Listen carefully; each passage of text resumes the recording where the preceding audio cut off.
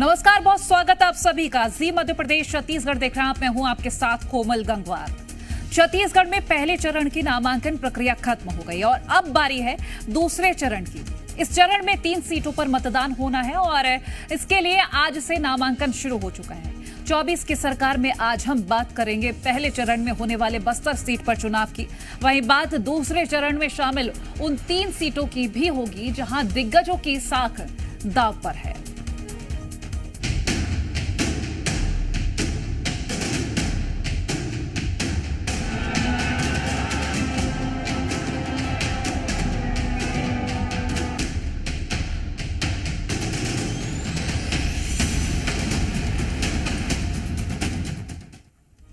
छत्तीसगढ़ की अगर सबसे ज्यादा कोई हॉट सीट है तो वो है बस्तर। इस सीट को जीतना राजनीतिक पार्टियों के लिए उतना ही आसान नहीं है जितना कि उनके बयानों में देखने को मिलता है।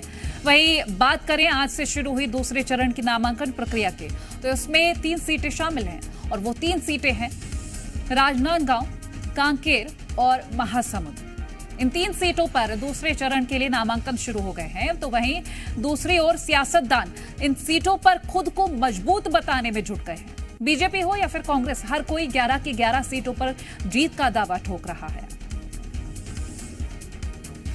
तो देखिए, लगातार दोनों ही दल अपनी ओर से बता रहे हैं कि जीत हमारी होगी, 11 की 11 सीटें हमारी होंगी। लोकसभा क्षेत्र महासमुंद, राजनांदगांव और कांकेर में चुनावी अधिसूचना जारी हो चुकी है।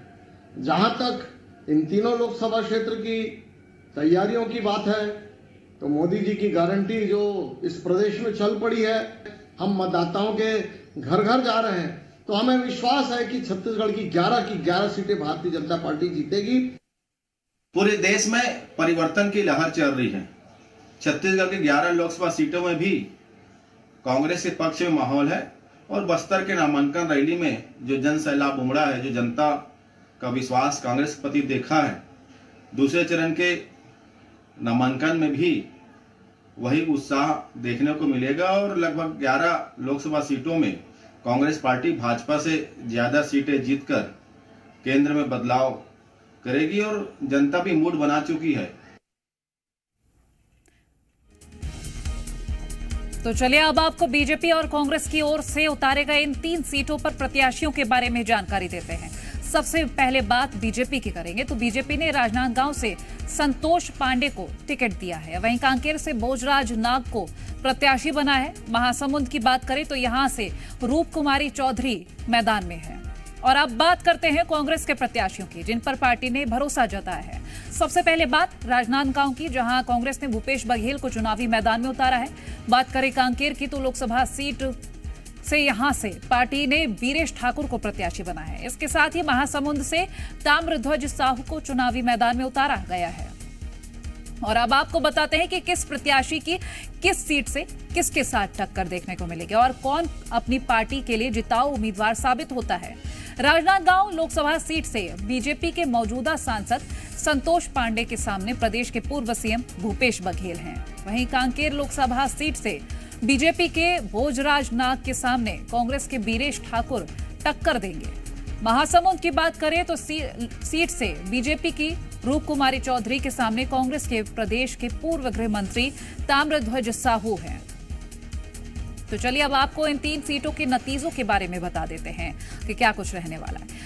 कांकेर की बात करें तो कांकेर में 2009 से लगातार बीजेपी की विजय होती आ रही है। वहीं महासमुंद लोकसभा सीट की बात करें तो यहां भी लगातार बीजेपी अपनी मजबूती बनाए हुए है। इसी तरह राजनांदगांव की भी बात कर लेते हैं तो यहां भी 2009, 2014, 2019 से बीजेपी का दबदबा कायम है। तो ये हुई उन 3 सीटों की बात जिनके लिए आज से नामांकन प्रक्रिया शुरू हो चुकी है। अब आपको ये बता देते हैं कि पहले चरण में होने वाले बस्तर सीट के बारे में क्या कुछ जानकारी मिल रही है। बस्तर लोकसभा सीट आदिवासी बाहुल्य क्षेत्र, आदिवासियों के लिए आरक्षित है। राजनीतिक नजर से बेहद अहम है बस्तर। 1999 से 2019 तक बीजेपी का दबदबा यहां पर रहा है। 2019 में कांग्रेस प्रत्याशी ने यहां चुनाव जीता। 39,000 मतों के अंतर से इस सीट पर चुनाव जीता था कांग्रेस ने। वहीं सीट के जातिगत समीकरण की भी बात कर लेते हैं अब। तो बस्तर में 60% आदिवासी आबादी है, वहीं ओबीसी आबादी 20% है और सामान्य आबादी की बात करें तो ये भी 20% ही है। और अब आपको बताते हैं कि पार्टी में किस पार्टी ने कब यहां पर हासिल जीत की है। साल 1999 की बात करें तो तब से लेकर 2014 तक बीजेपी का इस सीट पर कब्जा रहा। वहीं साल 2019 में कांग्रेस ने इस सीट पर कब्जा किया और अब बीजेपी एक बार फिर से अपने गढ़ में वापसी का प्लान सेट कर रही है। तो देखिए, अब अगर हम बात करें बस्तर सीट को लेकर, काफी यहां पर गहमा गहमी देखने को मिल रही है, क्योंकि लंबे वक्त तक बीजेपी का दबदबा रहा, लेकिन कांग्रेस में एंड में आकर यहां पर बाजी मारी थी। लेकिन अब देखना यह होगा कि जो लोकसभा चुनाव है क्या असर रहने को देखने को मिलता है, क्योंकि बीजेपी लगातार ये दावा कर रही है कि 11 की 11 सीटें जो हैं बीजेपी के खाते में जाएंगी। हमारे साथ खास मेहमान जुड़ रहे हैं, वरिष्ठ पत्रकार गंगेश द्विवेदी और हमारे सहयोगी सत्यप्रकाश रायपुर से लाइव जुड़ रहे हैं। पहले हम जानकारी ले लेते हैं अपने सहयोगी से। सत्यप्रकाश, क्या कुछ जानकारी है, क्योंकि देखिए बस्तर को लेकर हम बात करें जो कि पहले चरण में वोटिंग भी होनी है, ऐसे में क्या कुछ खास तस्वीरें सामने आ रही हैं? बिल्कुल, देखिए बस्तर में पहले चरण में वोटिंग होनी है और पहले चरण की वोटिंग से पहले नॉमिनेशन फाइल करने की तारीख कल खत्म हो चुकी है। अब स्क्रूटनी होगा, उसके बाद प्रत्याशी जो हैं वो तय हो जाएंगे कि हाँ स्क्रूटनी के बाद कौन कौन से लोगों का जो नाम निर्देशन पत्र था, मतलब नामांकन पत्र था, वो सही पाया गया और प्रत्याशी वो अधिकृत तौर पे हो गए हैं। लेकिन ये मानकर चला जा रहा है कि भाजपा और कांग्रेस के बीच सीधा मुकाबला बस्तर लोकसभा सीट पर हो सकता है। भारतीय जनता पार्टी से महेश कश्यप हैं, वहीं कांग्रेस पार्टी से कांग्रेस के बड़े नेता हैं कवासी लखमा, उन्हें चुनावी मैदान में उतारा गया है। तो समझिए कि कहीं ना कहीं मुकाबले को दिलचस्प बनाने की कोशिश दोनों ही पार्टियां करती हुई दिखाई दे रही है। हालांकि वहाँ की जनता मैंडेट किसे देती है, किस पार्टी को देती है, किस प्रत्याशी को देती है, ये देखना लाजमी होगा। लेकिन ये ज़रूर है कि चूंकि पहले चरण में बस्तर और बस्तर लोकसभा सीट ऐसा लोकसभा सीट है जहां से कांग्रेस पार्टी से अभी फिलहाल सिटिंग सांसद हैं, तो ऐसे में कांग्रेस भी पुरजोर जोर लगाएगी कि फिर से ये सीट बचा ले। लेकिन भारतीय जनता पार्टी जो टारगेट लेकर चल रही है कि 11 की 11 लोकसभा सीटें जीते, उसके लिए पूरी जोर आजमाइश भाजपा ने वहां पे कर रखी है। संभवतः देखा भी जा रहा है कि क्या कुछ सामने आ सकता है। गंगेश द्विवेदी जी हमारे साथ जुड़े हैं, वरिष्ठ पत्रकार। गंगेश जी, सबसे पहले तो आपका स्वागत करते हैं और सवाल यह कि कैसे आप समीकरण देखते हैं, क्योंकि जो एक लंबा वक्त रहा है वो बीजेपी के पास बस्तर सीट रही है और एक बार कांग्रेस के खाते में सीट गई है, लेकिन ऐसे में इस बार का समीकरण क्या कह रहा है? देखिए, इस बार तो पूरे 11 सीट को जीतने का क्लीन स्वीप का दावा करते हुए भाजपा ने चुनावी मैदान में पदार्पण किया। लेकिन ये बात सही कि पिछली बार से 2019 का जो परिणाम आया था उसमें 2 सीटें, एक बस्तर की और एक कोरबा की, 2 सीट कांग्रेस के पास थी। इस बार महेश कश्यप भाजपा से है तो बस्तर में, और दूसरी तरफ कवासी लखमा है। कवासी लखमा का अपना एक क्षेत्र विशेष रहा है, अभी तक वे लगातार विधानसभा चुनाव लड़ते रहे हैं और विधानसभा में अविजित रहे हैं, उनको कोई पराजित नहीं कर पाए हैं। और वहीं उनके मुकाबले महेश कश्यप हैं, तो एक तरह से अगर देखा जाए तो कहीं ना कहीं कैंडिडेट के हिसाब से पलड़ा थोड़ा सा कांग्रेस का भारी दिखता है। लेकिन उनका जो अभी विवाद खड़ा हुआ नोट बांटने का, वो कहीं ना कहीं इसमें काफी कुछ डैमेज करेगा, मुझे ऐसा लगता है। क्योंकि खुलेआम उनका नोट बांटने का एक वीडियो वायरल हुआ, उसका लगातार पॉलिटिक्स हो रही है।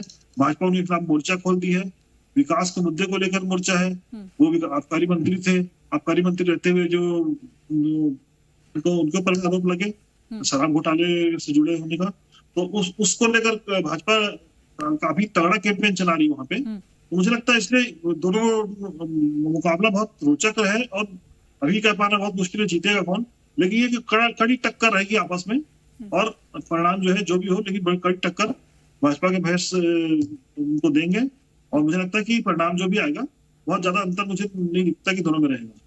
जी ठीक है, चलिए एक सवाल और भी, क्योंकि हम संतोष पांडे और पूर्व सीएम भूपेश बघेल के बीच की टक्कर देखें, क्योंकि बीजेपी की लिस्ट पहले जारी हुई और ऐसे में कांग्रेस कहती रही कि हम बड़ी तैयारी के साथ अपने प्रत्याशी उतारेंगे, क्योंकि हमारे प्रत्याशी नहीं योद्धा हैं और एक सही वक्त पर हम उन्हें मैदान में लाएंगे। तो इस टक्कर को आप कैसे देखते हैं? देखिए, भूपेश बघेल जी उतरते ही मैदान में वहां भी देखिए बहुत एक बड़ा बात ये खड़ा हुआ कि उनके कार्यकर्ता खुलेआम बोलने लगे कि वो बाहरी है। मुझे लगता है कोई अगर व्यक्ति 5 साल तक किसी प्रदेश पार्टी का अध्यक्ष रहे, 5 साल तक सीएम रहे, उसके बाद उसकी स्वीकार्यता जो होती है स्वाभाविक रूप से पूरे प्रदेश में जाती है। उसके लिए कहीं भी अगर वो चाहे लोकसभा का चुनाव हो चाहे विधानसभा का चुनाव हो, वो लड़ सकता है। जैसे मोदी जी गुजरात के थे लेकिन आके बनारस में चुनाव लड़े, उनकी स्वीकार्यता रही, बनारस को 2 बार जिताते आ रहा है।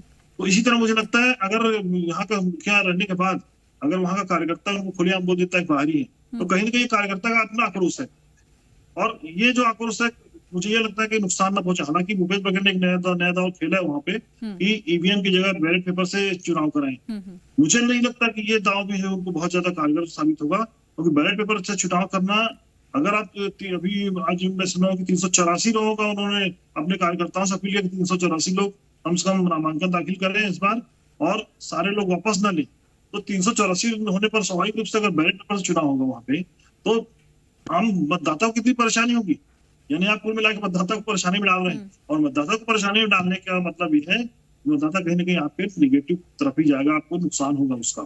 और सही बैलेट पेपर में और सामान्य प्रक्रिया में अगर चुनाव होता तो मुझे लगता है कि उसमें कुछ ज्यादा बेहतर परिणाम हो सकता था। संतोष पांडे पिछली बार वहां से सांसद रहे हैं, उनका भी ट्रैक रिकॉर्ड अभी तक का सही रहा है, कोई बहुत ज्यादा उनके नाम से कभी कोई आरोप प्रत्यारोप नहीं रहे और लगातार सक्रिय है अपने क्षेत्र में, तो वहां पर भी कड़ी टक्कर है। लेकिन जो अभी ये जो कदम उठा रहे भूपेश बघेल, मुझे लगता है उनको नुकसान हो सकता है उनके इस तरह के कदम से। ठीक है, कुछ और भी सवाल जिनके जवाब लूंगी आपके पास लौटती हूँ, लेकिन सत्यप्रकाश मैं आपके पास आना चाहूंगी, क्योंकि हम बीजेपी के प्रत्याशी देखें तो बहुत सोच समझ के एक रणनीति के साथ ये प्रत्याशी उतारे गए, लेकिन कांग्रेस भी पीछे नहीं है। भले ही देर में नाम ऐलान किए गए, लेकिन ऐसे में अगर हम देखें इस टक्कर को तो कड़ी नजर आ रही है। 11 सीटें जो कि अपने खेमे में लेने की बात कही जा रही दोनों ही पार्टियों की ओर से, इस टक्कर को 11 की 11 सीटों पर अगर हम देखें तो कैसे देख सकते हैं?